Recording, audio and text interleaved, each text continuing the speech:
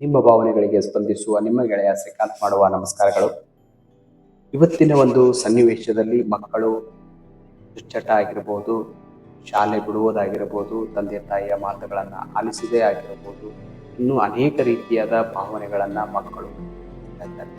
ಆ ರೀತಿಯಾದ ಭಾವನೆಗಳನ್ನು ವ್ಯಕ್ತಪಡಿಸಲು ಏನು ಕಾರಣ, ಯಾಕೆ ಆ ರೀತಿಯಾಗಿ ಮಕ್ಕಳು ಮಾಡ್ತಾ ಇದ್ದಾರೆ ಅಂತಕ್ಕಂಥದ್ದು ಪಾಲಕರ ಬಹುದೊಡ್ಡ ಚಿಂತೆಯಾಗಿದೆ. ಇವತ್ತಿನ ಆಧುನಿಕ ಯುಗದಲ್ಲಿ ಆಧುನೀಕರಣಗೊಂಡಂತೆ ಜನರ ಆಧುನಿಕತೆಯು ಜನರ ಮನಸ್ಸನ್ನು ಆಧುನಿಕತೆ ಕಡೆ ವಾಲ್ತಾ ಇದೆ. ಇಂಥದ್ದರ ನಡುವೆ ಮಕ್ಕಳ ಪರಿಪಾಲನೆ ಮತ್ತು ಮಕ್ಕಳ ಪಾಲನೆ ಪೋಷಣೆ ಮಾಡುವುದು ತುಂಬಾ ಕಷ್ಟಕರವಾದಂಥ ಸಂಗತಿ ಇಂದಿನ ಪಾಲಕರಿಗಿದೆ. ಆ ಆ ನಿಟ್ಟಿನಲ್ಲಿ ನಾನು ಮಾತನಾಡುವುದಾದರೆ ಪಾಲಕರ ಜವಾಬ್ದಾರಿ ಮತ್ತು ಮಕ್ಕಳ ಕರ್ತವ್ಯದ ಕುರಿತು ನಾನು ನಿಮ್ಮ ಜೊತೆಗೆ ಇವತ್ತಿನ ಈ ಒಂದು ಸಂಚಿಕೆ ಆಪ್ತ ಸಮಾಲೋಚನೆ ಸಂಚಿಕೆಯಲ್ಲಿ ನಾನು ಮಾತಾಡ್ತಾ ಇದ್ದೇನೆ. ಇವತ್ತು ಸಾಮಾನ್ಯವಾಗಿ ಯಾವ ಭಾನುವಾರ ಅಂದರೆ ಈ ಉತ್ತರ ಕರ್ನಾಟಕ ಭಾಗದಲ್ಲಿ ನಾವು ರವಿವಾರ ಅಂತ ಕರಿತೇವೆ, ಮಂಗಳೂರು ಸೈಡ್ ಭಾನುವಾರ ಅಂತ ಸಾಮಾನ್ಯವಾಗಿ ಕರೀತಾರೆ. ಇವತ್ತಿನ ಒಂದು ದಿನ ಸಾರ್ವತ್ರಿಕವಾದಂಥ ರಜೆಯ ದಿನ.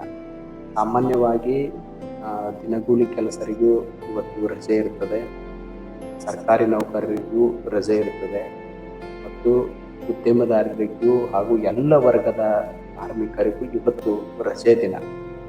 ಈ ರಜೆ ದಿನವನ್ನು ನಾವು ಎಷ್ಟು ಮಕ್ಕಳೊಂದಿಗೆ ಕಳೀತಾ ಇದ್ದೇವೆ, ಮಕ್ಕಳಿಗೆ ಎಷ್ಟು ಪ್ರಾಧಾನ್ಯತೆಯನ್ನು ಕೊಡ್ತಾ ಇದ್ದೇವೆ ಅಂತಕ್ಕಂಥದ್ದನ್ನು ನಮ್ಮೊಳಗೆ ನಾವು ಪ್ರಶ್ನೆ ಮಾಡಿಕೊಂಡು ನೋಡಿದಾಗ ನಾವು ಎಷ್ಟು ಸಮಯವನ್ನು ಮಕ್ಕಳಿಗೆ ಕೊಟ್ಟಿದ್ದೇವೆ ಅಂತಕ್ಕಂಥ ಕಲ್ಪನೆ ನಮ್ಮೊಳಗೆ ಮೂಡುತ್ತದೆ.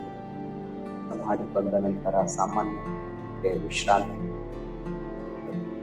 ಆ ವಿಶ್ರಾಂತಿಗೆ ನಾವು ಸಾಮಾನ್ಯವಾಗಿ ವಾಲುವುದು, ಮೊಬೈಲ್ ನೋಡುವುದು, ಟಿವಿ ನೋಡುವುದು ಸಾಮಾನ್ಯವಾಗಿ ನಮ್ಮ ದಿನಚರಿಯಾಗಿದೆ. ಈ ದಿನಚರಿಯಿನ ಓಡುತ್ತಿರ್ತಕ್ಕಂಥ ಆಧುನೀಕರಣದಲ್ಲಿ ನಾವು ಬದುಕನ್ನು ಕಟ್ಟಿಕೊಳ್ಳಲು ಸಾಹಸವನ್ನು ಪಡ್ತಾ ಇದ್ದೇವೆ, ಅನುಭವಿಸ್ತಾ ಇದ್ದೇವೆ. ಸಾಮಾಜಿಕ ಒತ್ತಡವನ್ನು ನಾವು ಅನುಭವಿಸ್ತಾ ಇದ್ದೇವೆ. ಕುಟುಂಬದ ನಿರ್ವಹಣೆಯ ಜವಾಬ್ದಾರಿ ನಮ್ಮ ಮೇಲೆ. ಹೀಗೆಲ್ಲ 108 ಜವಾಬ್ದಾರಿಗಳ ನಡುವೆ ಮಕ್ಕಳನ್ನು ಮರೆತಿದ್ದೇವೆ. ಮಕ್ಕಳ ಪಾಲನೆಗೆ ನಾವು ಸಮಯವನ್ನು ಕೊಡ್ತಿಲ್ಲ. ಇದು ದೊಡ್ಡ ಚಿಂತಾಜನಕ ವಿಚಾರವಾಗಿದೆ. ಹೌದು, ಈ 6 ದಿನಗಳವರೆಗೆ ನಾವು ಶ್ರಮವಹಿಸಿ ಮಾಡಿ ಇನ್ನು ರವಿವಾರ ಒಂದು ದಿನ ಇದೆ, ನಾವು ವಿಶ್ರಾಂತಿಯನ್ನು ಪಡೆಯಬೇಕು ಅಂತ ಕಲ್ಪನೆ ಸಾಮಾನ್ಯವಾಗಿ ಎಲ್ಲ ಕಾರ್ಮಿಕರಲ್ಲಿ ಇರುವುದು ಸಹಜ. ಆದರೆ ನಾವು ಮಕ್ಕಳಿಗೆ ಸಮಯವನ್ನು ಕೊಡದಿದ್ದಾಗ ಮಕ್ಕಳು ಯಾವ ರೀತಿಯಾಗಿ ಬದಲಾವಣೆ ಆಗ್ತಾ ಇದ್ದಾರೆ ಅಂತಕ್ಕಂಥದ್ದನ್ನು ಈಗಾಗಲೇ ಸಮಾಜದಲ್ಲಿ, ಸಮುದಾಯದಲ್ಲಿ, ನಿಮ್ಮ ಕುಟುಂಬದಲ್ಲಿ ನೀವು ಕಂಡಿದ್ದೀರಿ. ಅದಕ್ಕೆ ಮೂಲ ಕಾರಣ ನಮ್ಮೆಲ್ಲ ಒತ್ತಡಗಳ ನಿರ್ವಹಣೆ ಜೊತೆಗೆ ಮಕ್ಕಳನ್ನು ಹೇಗೆ ಪಾಲನೆ ಪೋಷಣೆ ಮಾಡಬೇಕು, ಮಕ್ಕಳಿಗೆ ಎಷ್ಟು ಸಮಯವನ್ನು ನಾವು ನಿಗದಿ ಮಾಡಬೇಕಂತಕ್ಕಂಥ ಕಲ್ಪನೆಯ ನಡುವೆ ನಾವು ಒತ್ತಡಕ್ಕೆ ಸಿಕ್ಕಿಕೊಂಡು ನಮ್ಮ ಮಕ್ಕಳ ಭವಿಷ್ಯಕ್ಕೆ ನಾವೇ ಒಂದು ರೀತಿಯಲ್ಲಿ ಮಾರಕವಾಗ್ತಿದ್ದೇವೆ. ಈ ಎಲ್ಲ ಒತ್ತಡಗಳ ನಡುವೆ ನಾವು ಮಕ್ಕಳಿಗೆ ಸಮಯವನ್ನು ಕೊಡ್ತಿಲ್ಲ ಅಂತಕ್ಕಂಥ ಕಲ್ಪನೆ ನಮಗೆ ಮೂಡಲೇಬೇಕು. ಒಂದು ವೇಳೆ ಮೂಡದೆ ಹೋದರೆ ಏನಾಗ್ತಿದೆ?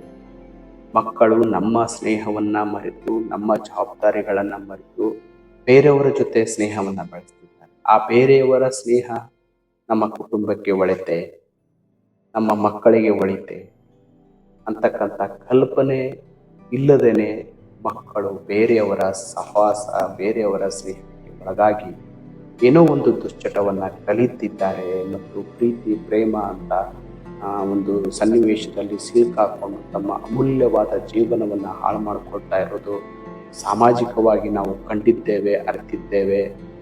ನಮ್ಮ ಪರಿವಾರ ಅಥವಾ ಬೇರೆಯವರ ಪರಿವಾರದಲ್ಲಿ ನಾವು ನೋಡಿದ್ದೇವೆ.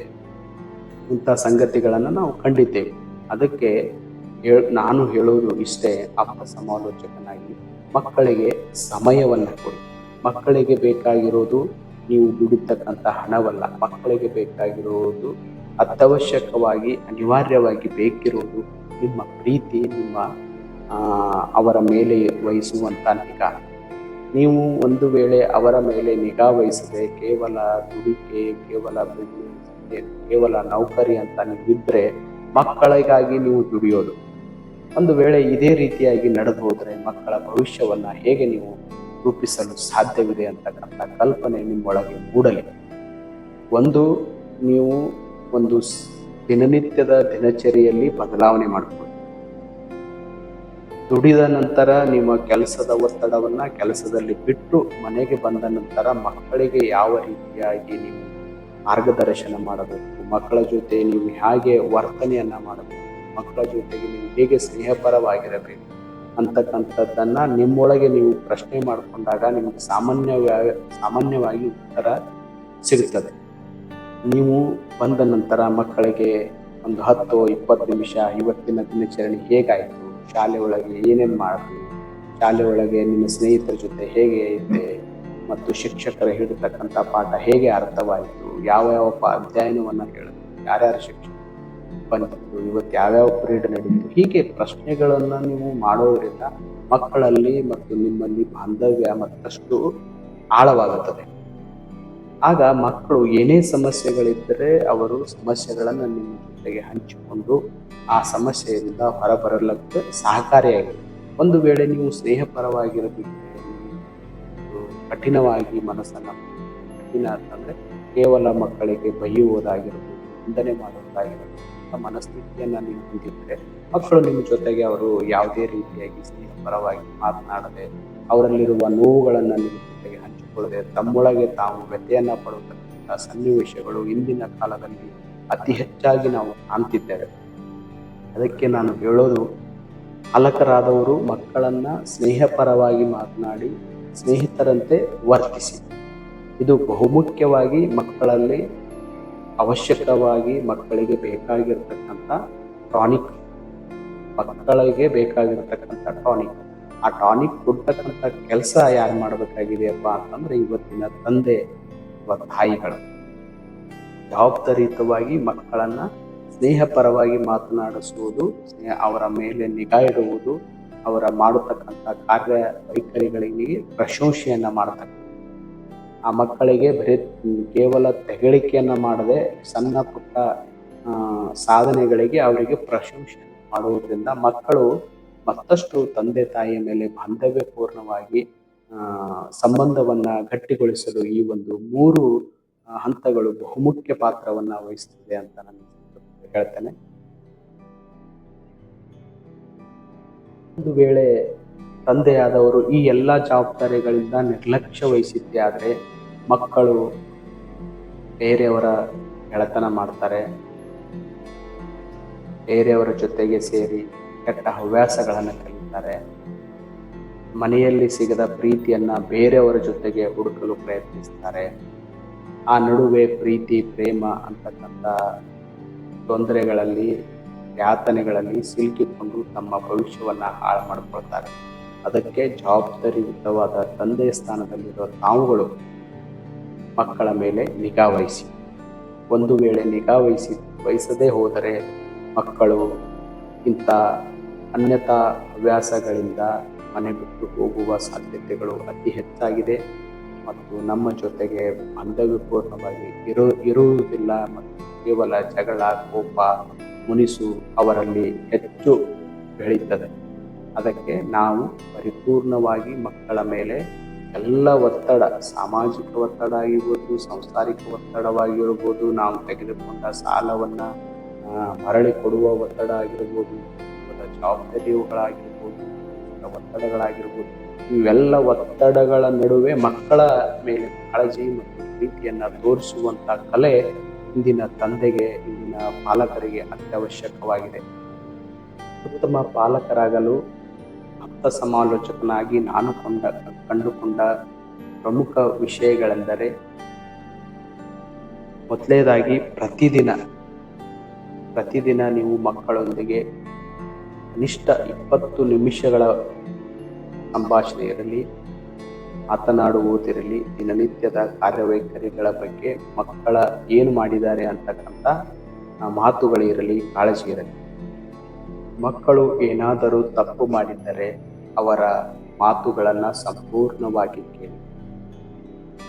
ಗದರಿಸಬೇಡಿ, ಬೈಯಬೇಡಿ, ಅವರಿಗೆ ನಿಂದನೆ ಮಾಡಬೇಡಿ. ಮೊದಲು ಅವರು ಹೇಳುವ ವಿಷಯವನ್ನು ಸಂಪೂರ್ಣವಾಗಿ ಆಲಿಸಿದ ನಂತರ ಮಕ್ಕಳಿಗೆ ನೀವು ತಿಳುವಳಿಕೆಯನ್ನು ಹೇಳಿ. ಇದು 2ನೇ ವಿಷಯ. 3ನೇ ವಿಷಯವನ್ನು ನಾವು ನೋಡೋದಾದರೆ, ಮಕ್ಕಳ ಮುಂದೆ ಮೊಬೈಲ್ ಬಳಕೆ ಮಾಡುವುದನ್ನು ಕಡಿಮೆ ಮಾಡಿ. ಹೆಚ್ಚಾಗಿ ನಾವು ಒತ್ತಡಕ್ಕೆ ಕೆಲಸದ ಎಂಟರ್ಟೈನ್ಮೆಂಟ್ಗೋಸ್ಕರವಾಗಿ ಮೊಬೈಲನ್ನು ನಾವು ಇಂದಿನ ಕಾಲಘಟ್ಟದಲ್ಲಿ ಅತಿಯಾಗಿ ನೋಡ್ತಿದ್ದೇವೆ. ಆದ್ದರಿಂದ ಮೂರನೆಯ ವಿಷಯ, ಮಕ್ಕಳ ಜೊತೆಗೆ ಹೆಚ್ಚು ಸಮಯ ಕಳೆಯಬೇಕಾದರೆ ನೀವು ಮೊಬೈಲನ್ನು ಯೂಸ್ ಮಾಡೋದನ್ನು ಸ್ವಲ್ಪ ಕಡಿಮೆ ಮಾಡಬೇಕು.